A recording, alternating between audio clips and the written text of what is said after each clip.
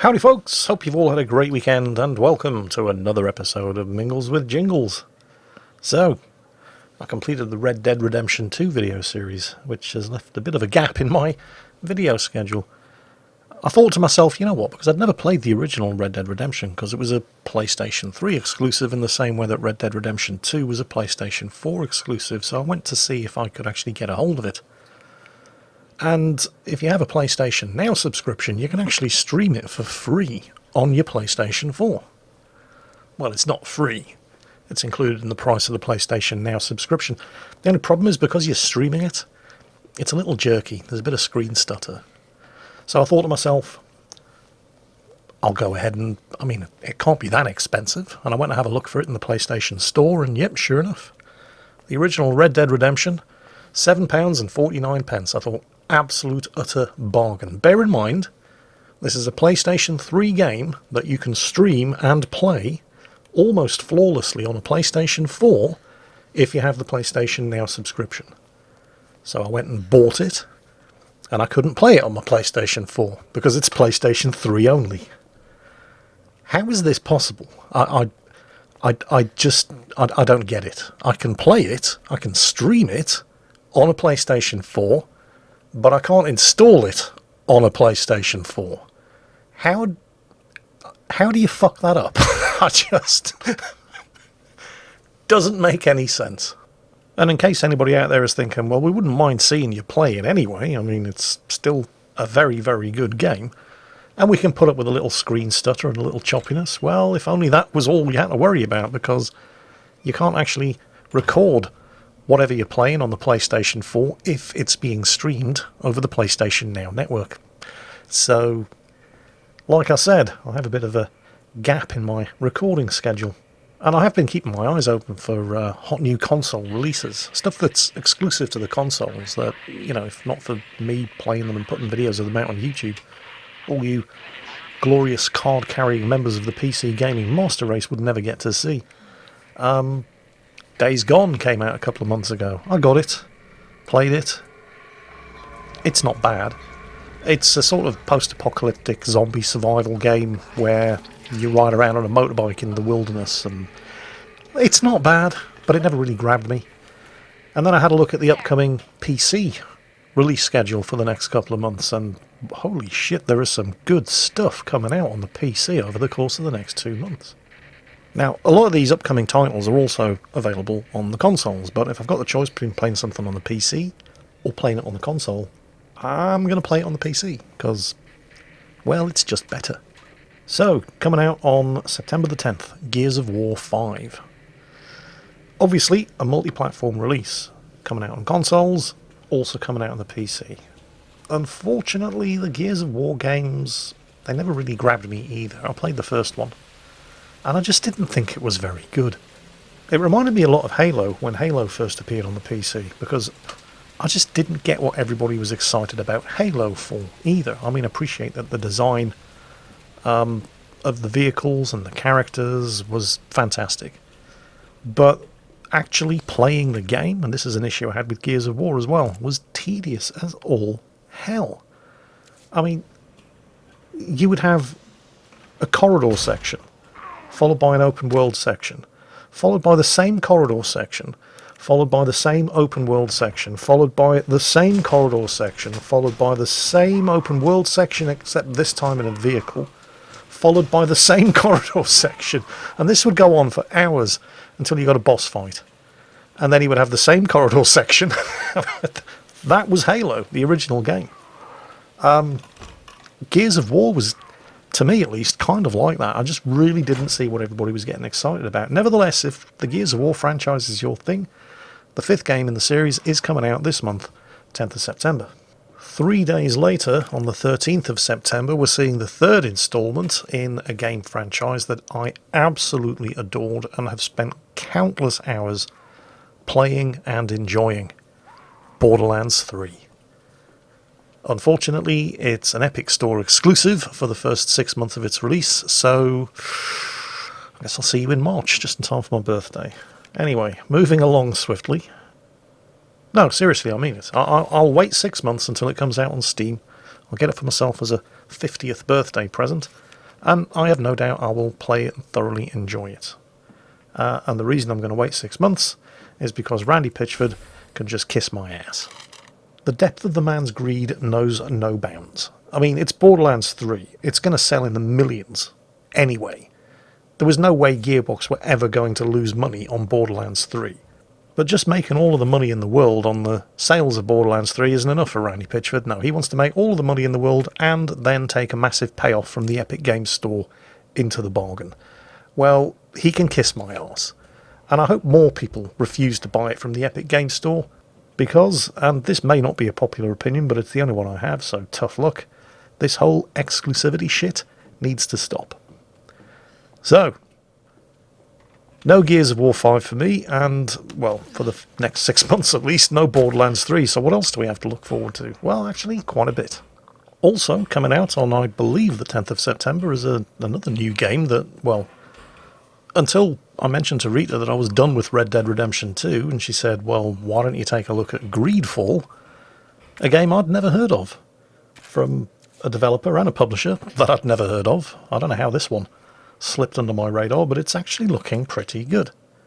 It's an action role-playing game, and I do like action role-playing games, set in a world very much like ours in the 17th century, the era when the various different powers in Europe were starting to stretch their colonial muscles a little, and planting their flags very firmly in the soil of the New World. The idea in Greedfall is that the old world is plagued by, well, plague, and the possible cure for the plague lies somewhere in the New World. So you have all of the different colonial powers from the old world competing against each other to claim territory in the New World. And then, of course, you have the natives who understandably object to being colonised. Like, you can't claim us, we live here. This is our land. But because this is set in a sort of parallel universe fantasy version of the Earth in the 17th century, they're not Native Americans, they're elves, and they're protected by supernatural powers. So you, as the player, take the role of a human colonist arriving in the New World, but you don't have any affiliation. It's up to you to decide whether or not you want to affiliate yourself with any of the colonial powers, or indeed with the native indigenous elven race. I have to admit, it does look pretty good. And who knows, it might actually be pretty good. I mean, its chances of being pretty good are certainly not hurt by the fact that it hasn't been published or developed by Electronic Arts, Bethesda, Blizzard Activision, or 2K Games. So there's a better than average chance that you'll just be able to play the game without being plagued by microtransactions or pay-to-win DLC. So that's Greedfall, coming out, I believe, on the 10th of September. While we're on the subject of games that have been plagued by microtransactions and pay-to-win DLC, Fallout 76 and Bethesda. Actually, no, not Fallout 76 and Bethesda, but some of the original Fallout designers and Obsidian Entertainment have a new game coming out, not this month, but next month on the 25th of October. Another game that was recommended to me by Rita, and another game that I had never heard of, shame on me, The Outer Worlds.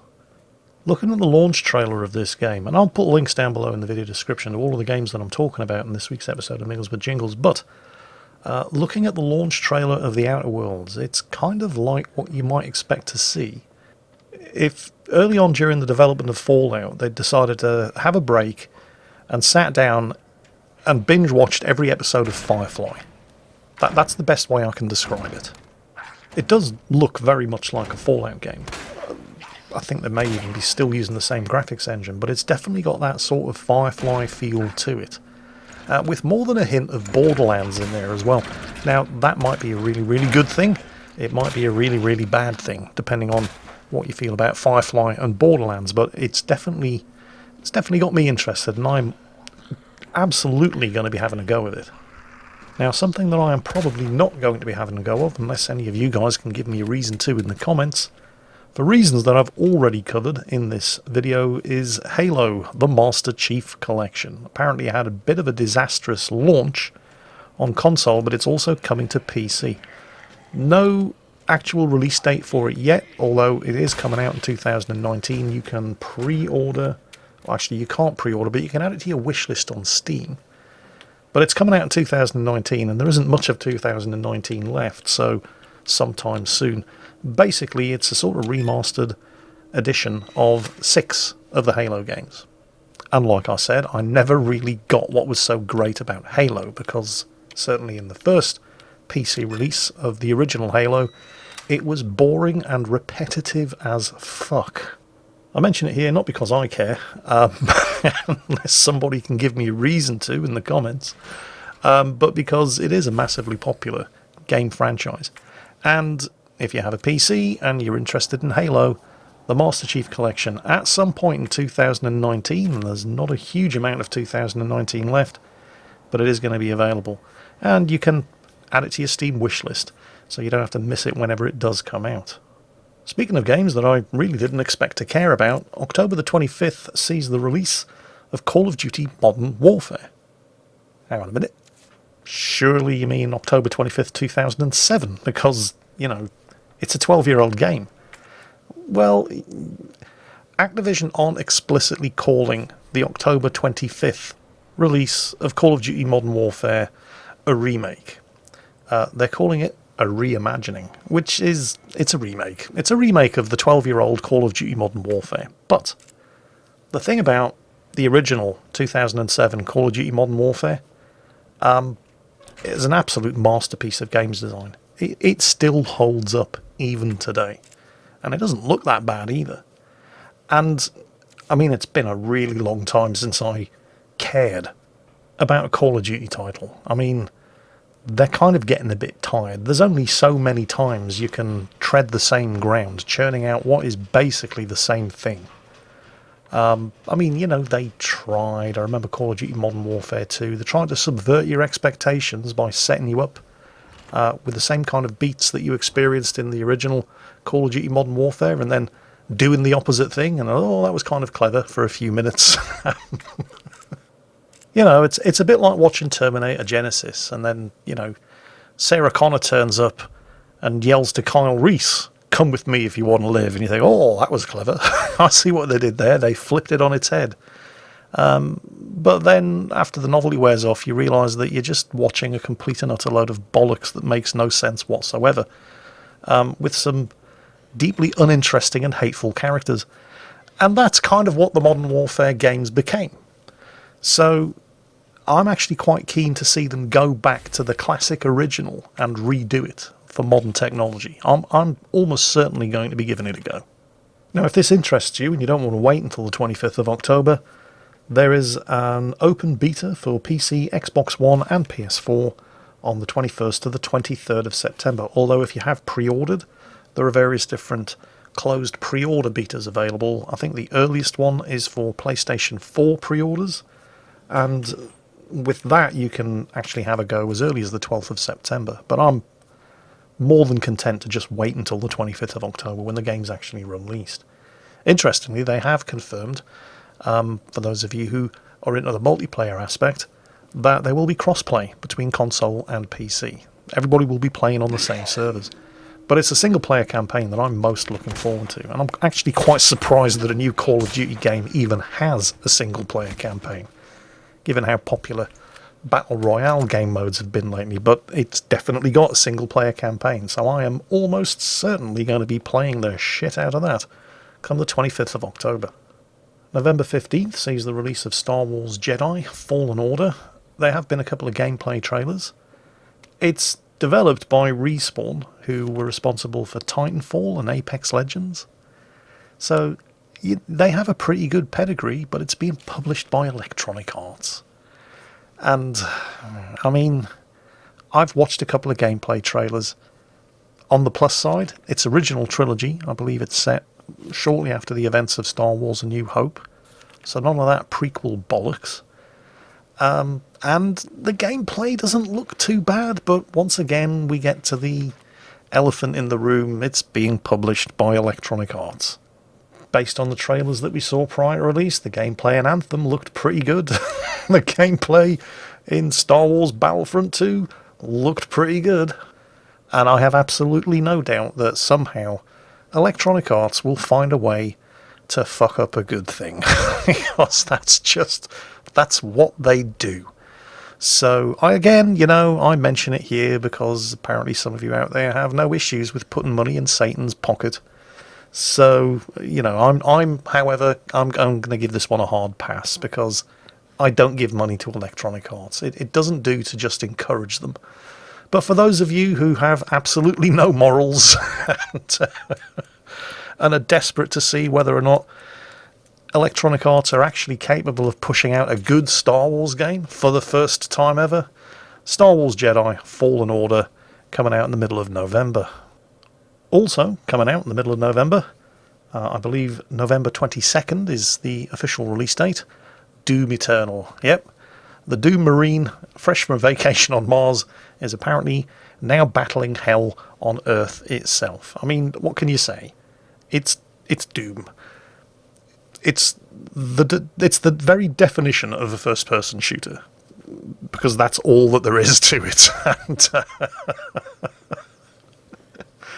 And, I'll probably get it because they're mindless fun, the Doom games, and they do look pretty amazing on modern technology. So again, middle of November, Doom Eternal. Another game coming out at some point before the end of the year. At the moment, their planned release date is October the 2nd, although that date may slip. It's developed by Pixelated Milk, never heard of them. Published by Gaming Company, that's their name, and no, never heard of them either. The game is called Warsaw. Yeah, the capital of Poland, Warsaw. And the best way to describe it, I mean, it looks really interesting. Has anybody played Darkest Dungeon? I did a casual Saturday video or two on Darkest Dungeon. It was really popular on Twitch for a while. It was kind of like a sort of, well, the idea was you recruited a group of adventurers and you would send them into these dungeons to try to, 1, survive, 2, not go insane, and 3, come out with some useful loot. But it was brutally difficult. That was the whole point of the game. It was a real struggle to survive, let alone to be successful. You'd be going through these dungeons, navigating from a top-down map, and you never knew what was going to be in each room. I mean, there might be some treasure, there might be some traps, there might be some unspeakable horrors, and, well, Warsaw is kind of like that, except it's not set in a dungeon, it's not set in a fantasy world, it's set during the Warsaw Uprising in 1944, and instead of fighting monsters, you're fighting the SS, and instead of trying to find loot and treasure, you're trying to find weapons, ammunition, medical supplies, and food, so you can continue the uprising. It looks really good. It's planned to be released on October the 2nd, and I am almost certainly going to be having a go at this. And finally, coming out on the 10th of December, the game that I'm probably the most excited about out of all of the games that I've mentioned so far today, Mechwarrior 5 Mercenaries. It's been almost exactly 17 years since Mechwarrior 4 Mercenaries. 17 years since I was able to strap myself into the cockpit of a giant stompy robot and blast the shit out of other giant stompy robots. I mean, yes, okay, Mechwarrior Online has been around a couple of years, and you can do exactly that in Mechwarrior Online. And this is also developed by the same developer, Piranha Games, but Mechwarrior Online is multiplayer only. Mechwarrior 5 Mercenaries is the single-player campaign version. And yes, I realise that Battletech came out, but again, Battletech was good.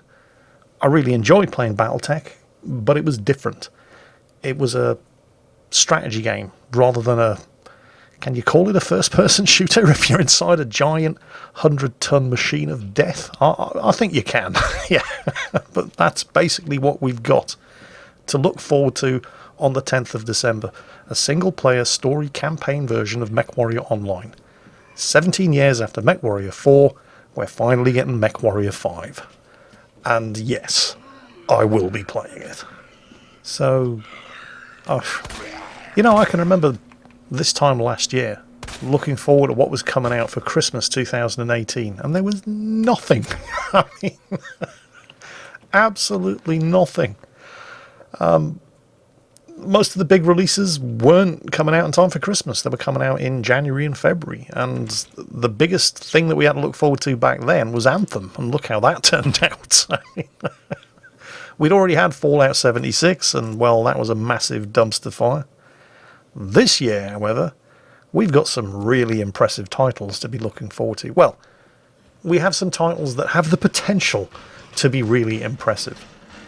But there are so many of them that some of them are bound to be good, just by a process of elimination. And none of them are console exclusives. I at least had Red Dead Redemption 2 to play this time last year, because there was nothing coming out on PC. But this time around, it's looking really, really good to be a PC gamer. Certainly I've got plenty of things to look forward to distract me from the massive and crushing disappointment that was World of Warcraft Classic. I mean, I don't know how. It was pretty much exactly as I was expecting it to be. First of all, the release was an utter disaster of epic proportions, as new Warcraft releases always are. Release day and the week after release are just nightmares. 26,000 people in the queue ahead of me just waiting to get through the login server. How could they possibly have anticipated it being so popular? Well, I don't know, maybe because they knew exactly how many people were going to want to play, because in the couple of weeks before, they opened up the servers, not for playing, but so that you could create a character and reserve your character name. So they knew exactly how popular the servers were going to be. They could quite clearly look at the number of people who had reserved characters on, for example, the Shazra PvP server, and see that it was 15,000% oversubscribed. They knew that it was coming, and of course they didn't do a damn thing about it. Well, why not just, if you can't get onto the server that you reserved a character on, why not just start a character on another server that isn't as populated? But that was the whole point of opening the servers up prior to release, so you could reserve your character name and pre-roll a character ready to play on the day of release. Something that the overwhelming majority of people were completely unable to do because the servers were so overworked. So many people trying to log in at the same time. And then when you did manage to log in, and I kind of predicted that this was going to happen, but I thought, well, I'll give it a go anyway. Because there's a reason why, over the course of the last 15 years, they've been making improvements to World of Warcraft. Because I think a lot of people were looking at the past through, there's an expression in English, the past is always viewed through rose-tinted spectacles. People remember the good things. They don't remember the many, many, many bad things. They don't remember the quests where you have to go out and collect 10 bears' arseholes. And who would have guessed how many bears don't actually have arseholes? The quests where you're told to go out and collect 15 goblin badges. But not all goblins have badges, so you have to kill 45 goblins to find 15 goblin badges on the various different goblins. And then when you bring them back to hand into the quest giver, he gives you a follow-up quest to go out and kill 30 goblins. Just hang on a minute. Where do you think I got these badges from in the first place? You know, the original game, littered with boring, dull, and unimaginative quests like that. Quests where the quest giver is as far from the quest objective as he can possibly be while still being in the same zone. Massive sprawling zones that only have 2 graveyards, so every time you die, you spend the next 5 minutes running back to your corpse. Oh, it was a chore to play. And it still is a chore to play, and people have forgotten that. And so I have no doubt whatsoever that Blizzard put the limited number of servers on that they had because they knew that after a couple of days or a week, the servers were going to be deserted again when everybody realised just how shit the original World of Warcraft was. Well, that's not fair. It wasn't shit. It was groundbreaking at the time. It was a massively multiplayer online role-playing game that didn't punish you for playing in the way that other games like EverQuest, for example, did. The emphasis was on fun. Hard though that may be to believe, the emphasis was on fun and gameplay over making it difficult to play. But that was 15 years ago. The standards have shifted considerably since then. People today won't put up with being told to go out and kill 10 thistle bears, and the quest not actually telling you where those thistle bears are. And, oh no, what about these rabid thistle bears? No, just regular thistle bears. How about these young thistle bears? I found some young thistle bears. No, they don't count. Just regular thistle bears. And then when you do come across the one tiny area of the zone where the correct bears that you're supposed to kill exist, there's only ever 12 of them spawned at any given time, and there are 15 people each trying to kill 10 of them. And every time somebody tags one of these bears, nobody else gets credit for killing it. So if you don't have an instant cast attack, so that when one of these bears spawns, you can instantly hit it and then kill it and get credit for it. If you don't have an instant cast attack, you are completely screwed. And it ends up like that scene at the end of The Good, the Bad and the Ugly, when Clint Eastwood, Eli Wallach and Lee Van Cleef are all facing off against each other in a three-way Mexican standoff, and their eyes are flicking backwards and forwards as they're all trying to keep an eye on everybody else at the same time to see who's going to blink first and who's going to be fastest on the draw. And that's exactly what it's like as you're there competing, not cooperating, competing against the other players just to see who's going to be fastest on the draw, so that when one of these bastard bears spawns, you're going to be the one to actually tag it first before anybody else, so you can actually get quest credit for killing it. That is World of Warcraft Classic. And those are just a couple of examples. I could go on for an hour listing the ways that World of Warcraft used to be shit. But life is just too short for that. And I think many thousands of people are reaching the conclusion that life is just too short for that, judging by the way the logging queues are getting better and better and better every day.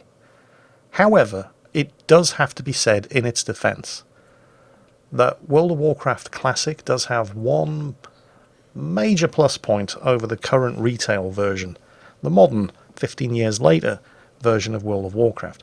Because what World of Warcraft do now is, in order to keep things fresh, every couple of months, every 3 or 4 months, there's a major content patch. And what that does is, as well as introducing usually new raid dungeons and new 5-player dungeons and new mythic dungeons and so on, it also kind of raises the level cap. Well, not the level cap, but the gear level. So all of that progression is effectively reset every 3 to 4 months in World of Warcraft. So all of the effort that you've put in, all of the raid and dungeon and mythic bosses that you've killed to accumulate the best in slot gear for your character class, every 3 or 4 months, meaningless. You're starting again. It's no longer the best gear available. Every 3 or 4 months, with the release of each new content patch, you're basically getting back onto the hamster wheel and grinding shit out again. And that isn't really the case in World of Warcraft Classic, because there was never any new content. Well, there was, but it was at a much, much slower pace. I mean, these days we're looking at massive new content patches every 3 or 4 months. Back then, there was a massive new content patch every year. So the gear that you acquire in Classic World of Warcraft, once you've hit the level cap of level 60 and you start farming endgame content to improve your character, anything that you accumulated was going to stay good for a really, really long time. So I think you could argue that you felt like you were making progress more in Classic World of Warcraft. Whenever you got a piece of gear, when you were at that level cap and you were farming these dungeons and you finally got that piece of rare gear that was just perfect for whatever class you were playing, you never had that feeling that, well, yeah, it's an improvement now, but 3 weeks from now, when the next content patch comes out, I'm going to be selling this to a vendor or breaking it down for raw materials. That was never really the case in Classic World of Warcraft. When you got that that dungeon blue piece of gear, the final part of the Beastmaster set for your hunter, I mean, it was party time because you were going to be wearing that set for the best part of the next 6 months before anything better was going to drop. It was grindy in the extreme, to a degree that I think most people wouldn't stand for these days. But you could argue that the sense of progression, while it was slower, it kind of mattered more. Whether or not that's going to be enough to keep people happy 6 months from now, those of us who are still playing World of Warcraft Classic, well, I guess we'll find out 6 months from now. But while I'm sure there are still going to be some servers that are still going to be massively oversubscribed and popular with the die-hard World of Warcraft Classic veterans, the majority of people who thought, well, we'll go and see what it was like 15 years ago, have already stopped playing and have gone back to the modern version of World of Warcraft. And in fact, if you look at the server population, as of the 31st of August, because Blizzard did actually put on a couple of new servers to try to spread the load around, but nobody's playing on them. These were the servers where people couldn't get onto the popular servers, and they thought, well, oh, there's a server here that has a low population. Logged in, created a character, started playing, realised, holy shit, this is terrible. How do people put up with this? Oh, screw that, I'm out of here. And those servers are remaining at low population. But I had to go. I had to get that itch scratched to see whether or not my memory held up to the reality of World of Warcraft Classic. And it pretty much did. The game is just as tedious and grindy as I remember it. But, you know, I scratched the itch. And I'm done. That's it. I have some far, far better games to be looking forward to coming out over the course of the next few months. As indeed do you.